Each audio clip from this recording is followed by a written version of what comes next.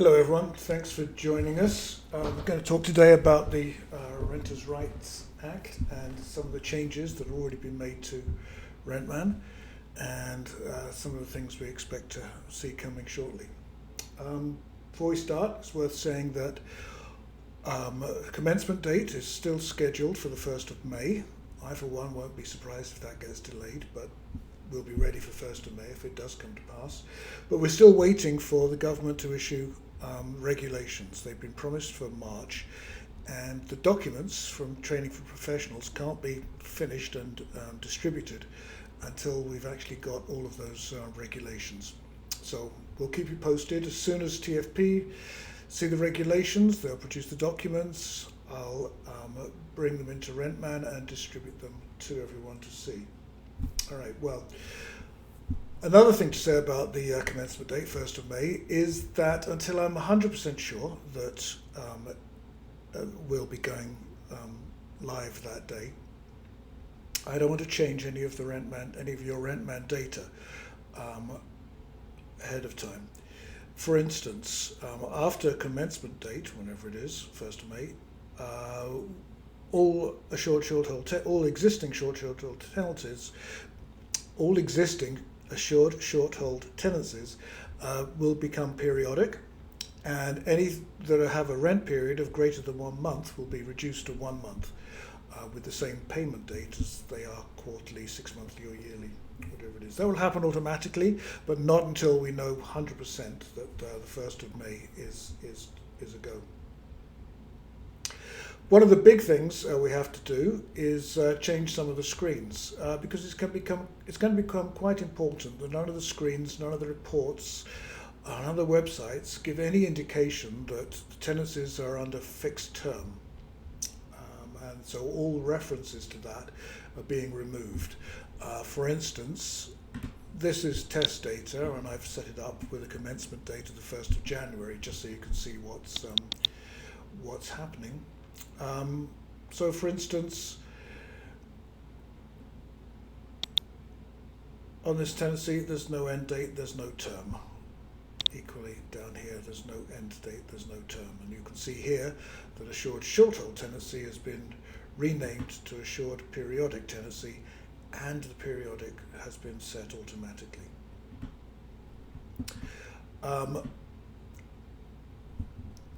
Over on the when we create a tenancy, let's go over here and create a tenancy. The wizards have changed accordingly.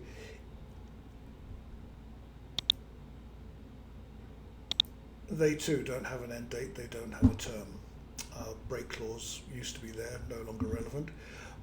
But also, week, fortnight, twice, there's no quarterly, no 6 monthly, no yearly anymore, and no in advance. They're specifically not allowed with this new legislation. Also, the rent cannot be more than has been advertised. So this property is set up and has been advertised at £1,000 a month. If we change it to 1,200, Rentman changes it straight back for you. It won't let you go over the advertised amount. Huge fines if you do.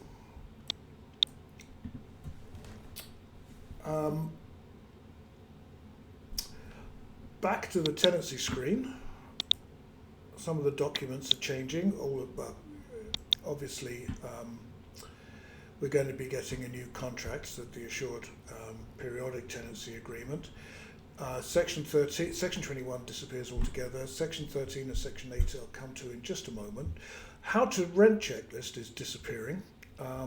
The information that is in the how to rent checklist now becomes part of what the Act calls a tenant statement, and we're not sure at the moment whether that's going to be a separate document or whether the Act allows for it to be part of the agreement itself. So we'll see that when it comes. Now, I'll come to Section 13 in a moment. I'll only briefly discuss it now because I suspect that may become a webinar in its own right. Section 13 is where we send notice to increase rent.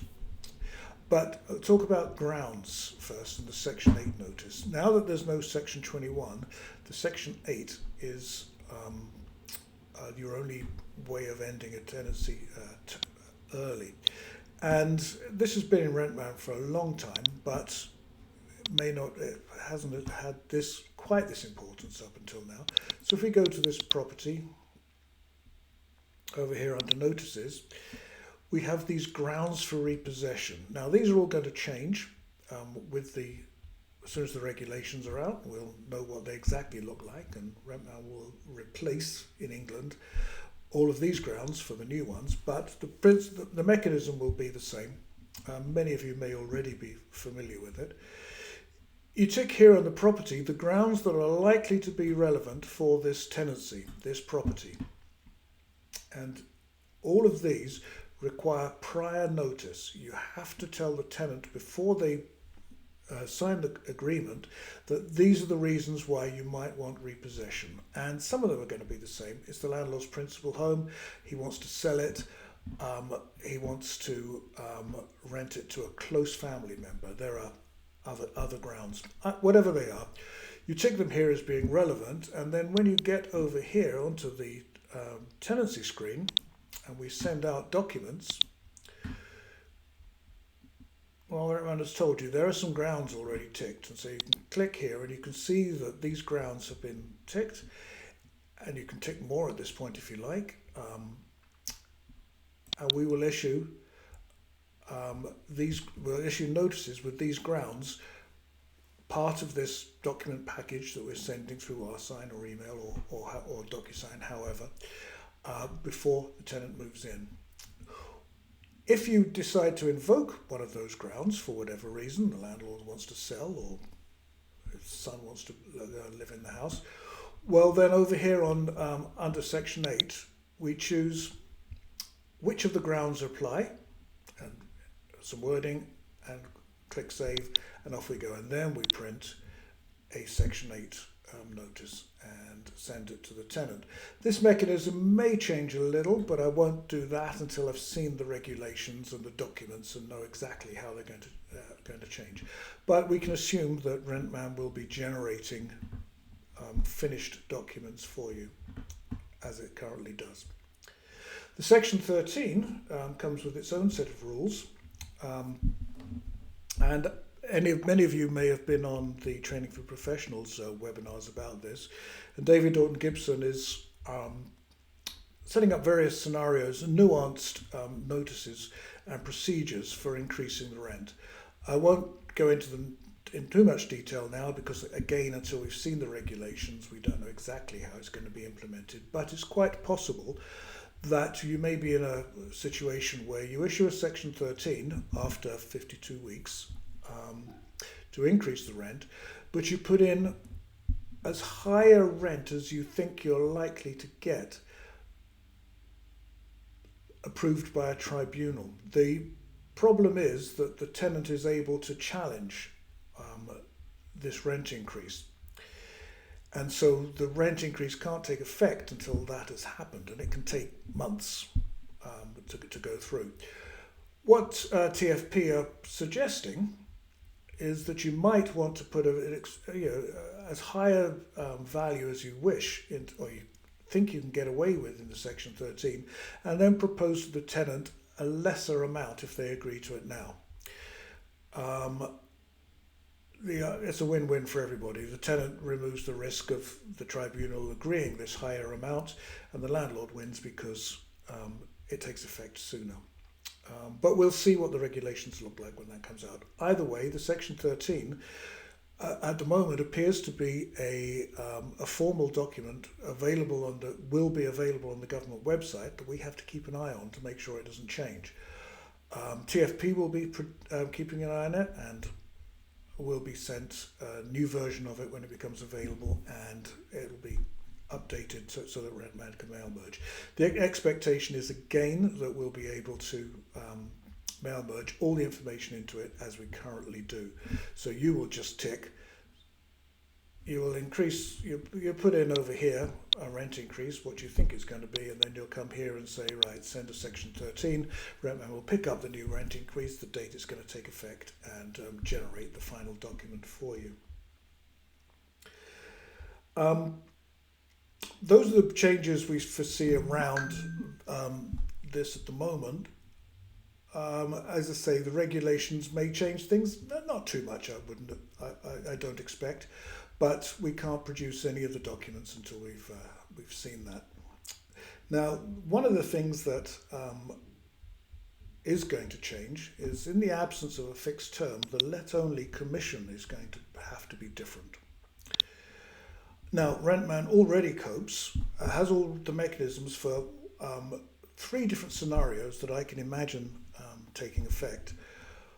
The first is that you'll carry on exactly as you are. You'll take you'll do a tenancy, ensure a periodic tenancy, and you'll charge the landlord 12 months commission. It's not a fixed term rental, but you'll charge him 12 months commission in the usual way.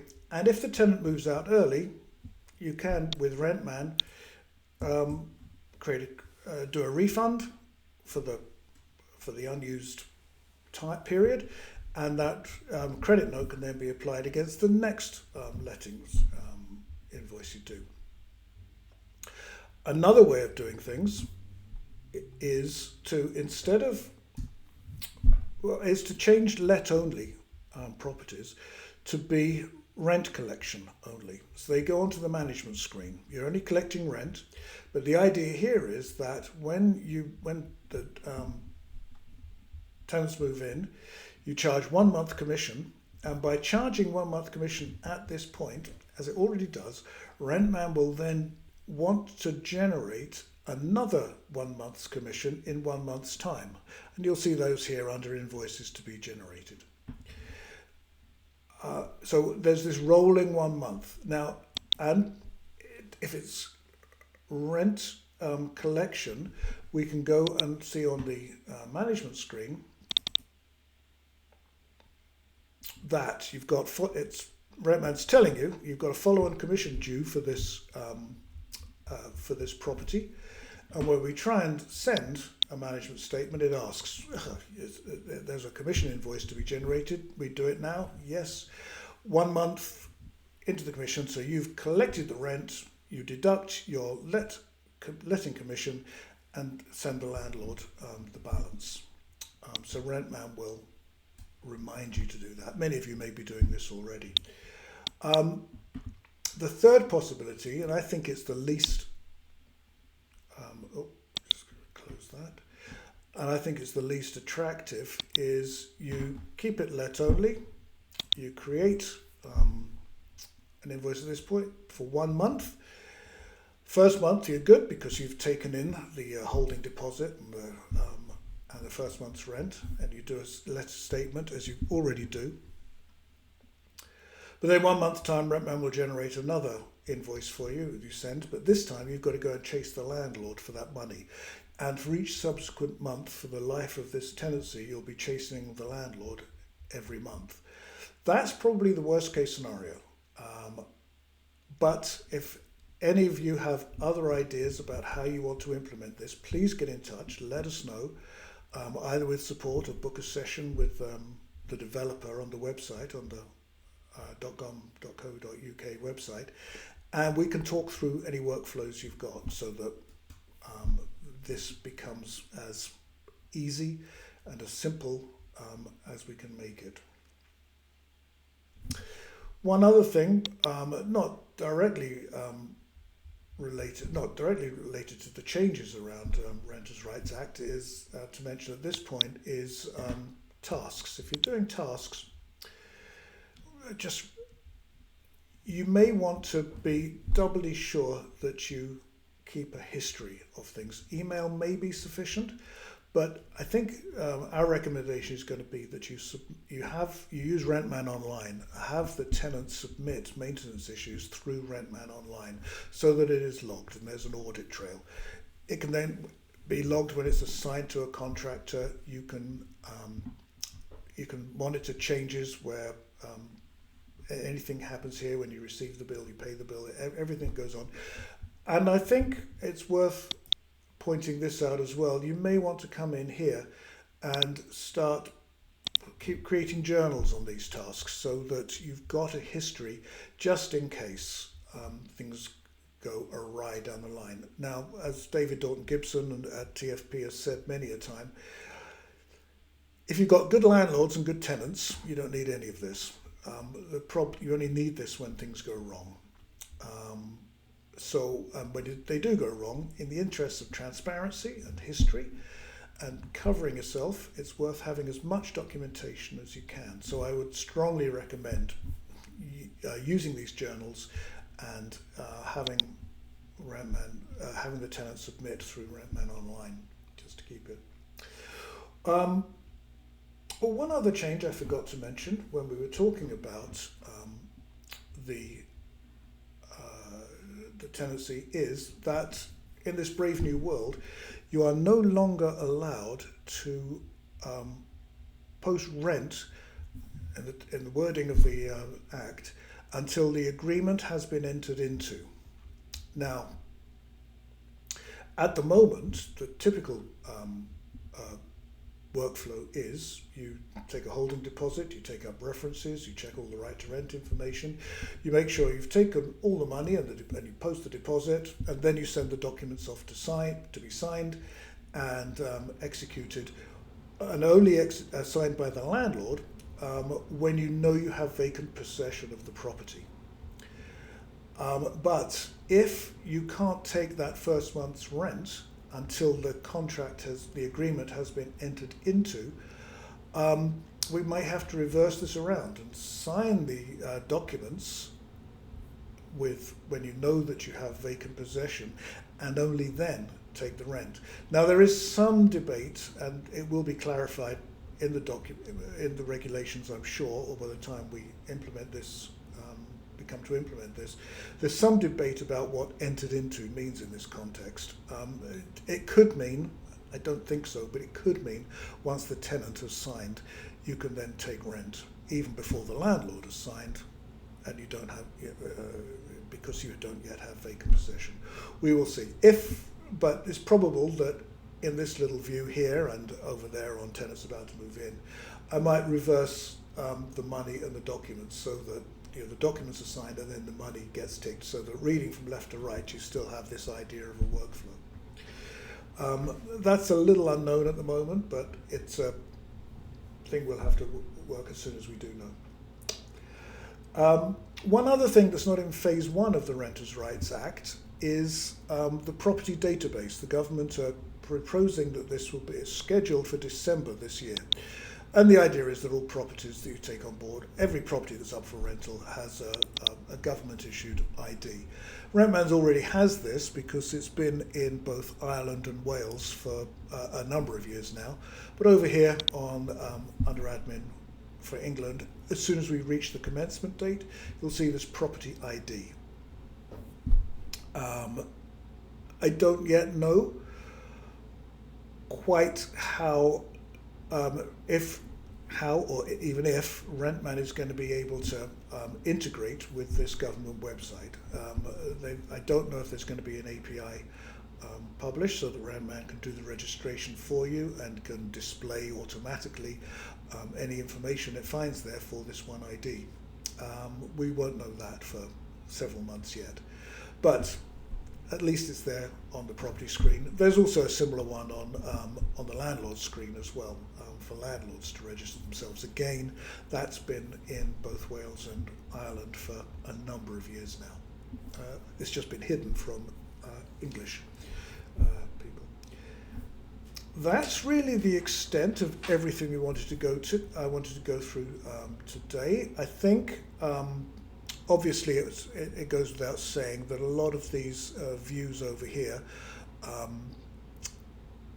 the tenancies approaching rent anniversary, that will change for APTs, periodic tenancies, so that it's the 52 weeks after they move in, and all of these will be updated to with the new once we're 100% sure of the new regulations. They will also have the any indication of there being a fixed term removed. Just because that seems to be something that's being frowned upon and subject to fines. so we'll make sure that's not there. That goes for Rentman Online as well. When tenants or landlords log into Rentman Online, any previous end dates will have been removed. That's as much as I wanted to go through today, except to say, or repeat, if you've got any changes you want to make to your own workflow that I haven't covered here, especially regarding the letting commission invoices, please do book a session and we'll work through it. But also let us know any other changes you want to make. Meanwhile, over here under help, we've got the Rentman blog and we've got legal news, which takes you to the training for professionals websites. Keep an eye on those because we'll be posting any updates or news around this. Anything really important, you'll probably get a mail shot from us, but it's worth keeping an eye on those just to make sure, just so you know if anything's changed or any predictions coming through. All right, well, thank you very much. I'll talk to you next month. I'll probably be doing another Renters' Rights Act webinar in April. Once we've got the regulations in place and presumably the documents by then, we're pretty ready to go for the 1st of May. It's probably worth doing another one of these webinars just to refresh everybody and show you any updates or changes that have been made to the screens. All right, thank you very much for your time. Bye now.